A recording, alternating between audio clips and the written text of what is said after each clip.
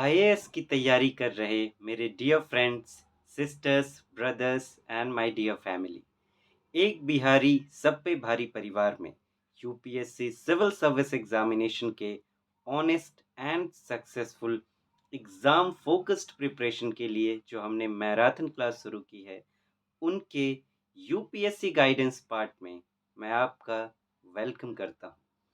Friends, critical analysis skill development में अभी हम लोग बात कर रहे हैं कि इस स्किल को कैसे डेवलप किया जा सकता है, जिसमें सेकंड पॉइंट पे हम लोग हैं कि स्टडी का इसमें क्या रोल है।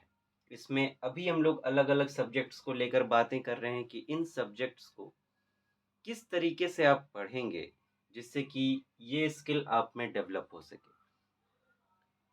किन किन सब्जेक्ट्स को पढ़ना चाहिए ये हम बात कर चुके हैं, कुछ सब्जेक्ट्स पर भी बात कर चुके हैं, ज्योग्राफी और सोसाइटी पर, कि इन्हें आप कैसे पढ़ेंगे। अब आइए बात करते हैं फिलॉसफी पर कि ये पहले तो कैसे आपकी मदद करता है इस क्रिटिकल एनालिसिस स्किल को डेवलप करने में, और फिर आप इसे करेंगे कैसे, उस पर भी बात करते हैं।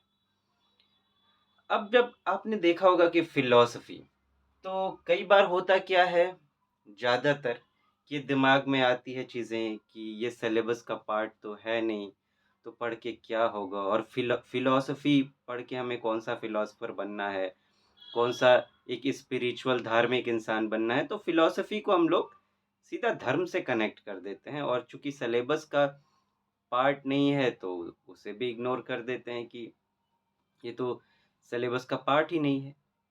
लेकिन ऐसा एक्चुअल में नहीं है। पहले तो इसका धर्म से कोई लेना देना नहीं, फिलॉसफी का धर्म से कोई लेना देना नहीं है दूर दूर तक। दूसरी बात, फिलॉसफी डायरेक्टली ना होते हुए भी आपके सब्जेक्ट का एक इंटीग्रल पार्ट है, अभिन्न अंग है।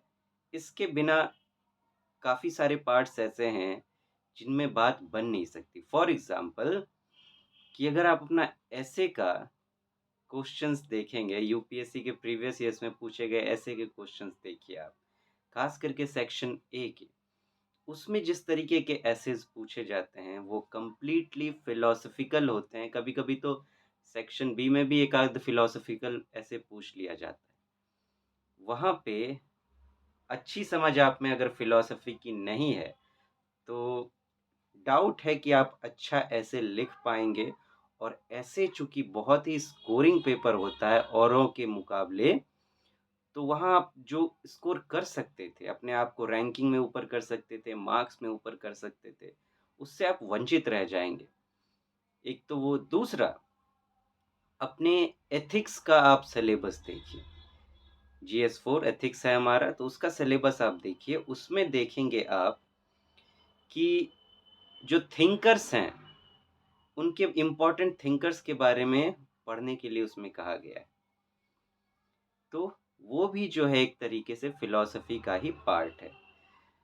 अब इस बैकग्राउंड के बाद अब आइए बात करते हैं कि ये जो फिलॉसफी है, इसे आप किस तरीके से ऐसे पढ़ सकते हैं कि आप में ये क्षमता भी आ सकती है, और साथ में एग्जामिनेशन में क्वेश्चंस को सॉल्व करने में भी ये आपकी मदद तो और ऑब्वियसली करेगा ही। फिलॉसफी मेनली इसमें होता क्या है कि कुछ इम्पोर्टेंट पर्सनालिटीज होती हैं, महान लोग, विद्वान लोग, जो अपने अपनी जो है अपने अपने विचार देते हैं।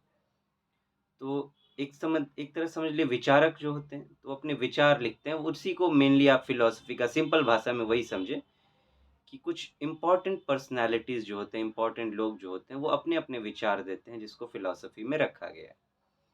जैसे कि महात्मा बुद्ध हुए, कृष्ण हुए, महाभारत के बारे में कहा गया है, उसमें भागवत गीता की बातें हैं।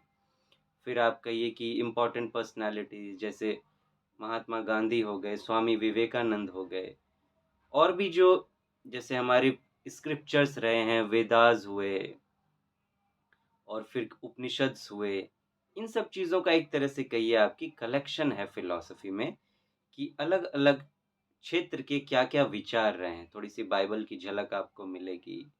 तो ये चीज़ें हैं, लेकिन वो जो बात कही जा रही है वो एक तरीके से विचारों की बात उसमें कही जाती है, कोई धार्मिक-वार्मिक बात नहीं की जाती है। यूँ समझिए कि एक इंसान को एक अच्छे इंसान में कैसे कन्वर्ट किया जाए या एक रैशनल इंसान में, समझदार इंसान में, लॉजिकल इंसान में कैसे कन्वर्ट किया जाए, ये फ़िलॉसफ़ी की बातें हैं। कई फ़िलॉसफ़र्स हुए हैं, इंडिया में भी, वर्ल्ड में भी, तो उनके बारे में जो है वहाँ पे बातें हैं। अब जब आप इनके विचारों को पढ़ेंगे, अब देखिए ये फ़िलॉसफ़ी पढ़ने का ये मतलब सबसे पहले तो नहीं होगा कि आपको सारी चीज़ें पढ़नी है, जितनी भी फ़िलॉसफ़ी में चीज़ें हुई ना, कुछ इम्पोर्टेंट पर्सनैलिटीज़ आपको चुन लेने चाहिए। अपने पसंद से ही चुन लीजिए। अगर ऐसी बात है तो अपने पसंद से ही चुन लीजिए कि इंडिया में जो आपको कुछ ख़ास पसंद है और फ़ॉरेनर्स जो कुछ आपको ख़ास पसंद है, जो लगता है कि हाँ, आपको इनके विचार अच्छे रहे होंगे, ऐसे कुछ चुन लीजिए आप। और उनके भी सिर्फ़ जो इम्पोर्टेंट जो थॉट्स हैं, जो सेइंग्स हैं, जो विचार हैं, उनको आप अच्छे से समझ लीजिए। बस इतना ही करना है आपको फ़िलॉसफ़ी में।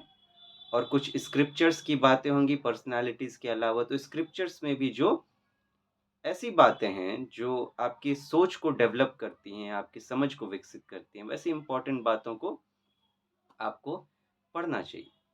जैसे एक एग्ज़ाम्पल मैं कोट करूँ कि रश्मि रथी एक किताब बहुत पहले से क्या कहते हैं ग्रेजुएशन में हिंदी माध्यम के लोगों को पढ़ाई जाती है। तो रश्मि रथी में कुछ लाइनें हैं, उसमें एक लाइन मैं आपको सुनाऊँगा कि मेहंदी जब सहती है प्रहार, बनती ललनाओं का श्रृंगार। कि मेहंदी को जब पीसा जाता है ना, उस पर लोढ़ी पाटी से उसको कूटा जाता है, तभी जाके उसमें लाली आती है। खम ठोक ठेलता है जब नर पर्वत के जाते पाँव उखड़, मानव जब जोर लगाता है पत्थर पानी बन जाता है।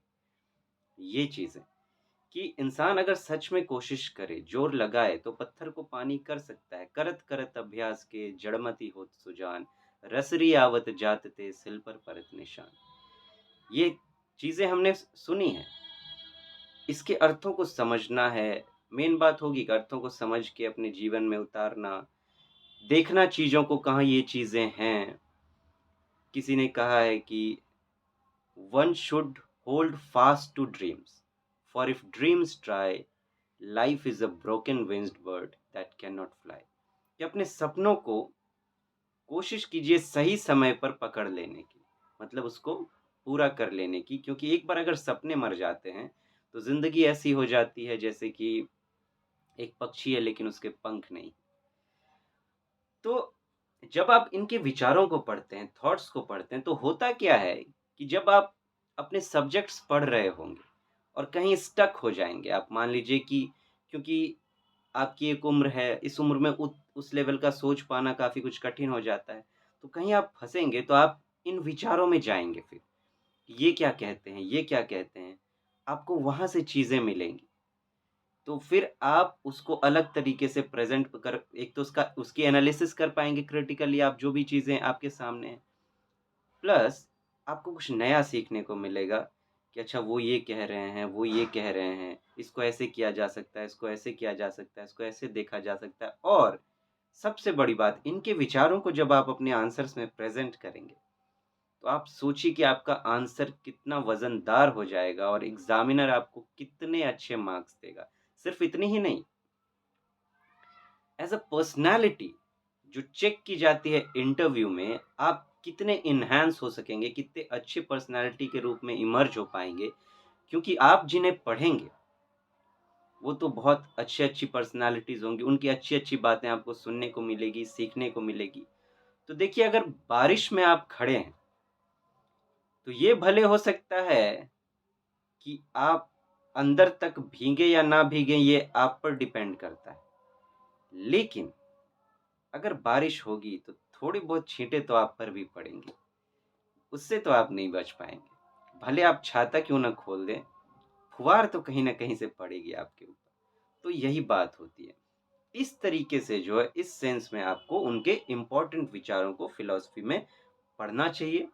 और उसके बाद जो भी आपकी लाइफ़ की चीज़ें हैं, जब आप पढ़ाई कर रहे हैं, तो वहाँ पे पढ़ते समय देखिए कि क्या किसी विचार से ये कनेक्ट हो रहा है, किसी पर्सनैलिटी के थॉट से ये कनेक्ट हो रहा है, कनेक्ट करते चलें और फिर उसमें देखें कि इसको आप यहाँ कैसे प्रेज़ेंट कर सकते हैं, यहाँ कैसे प्रेज़ेंट कर सकते हैं, अपने आंसर्स में, अपने थॉट्स में, अपने स्पीकिंग्स में।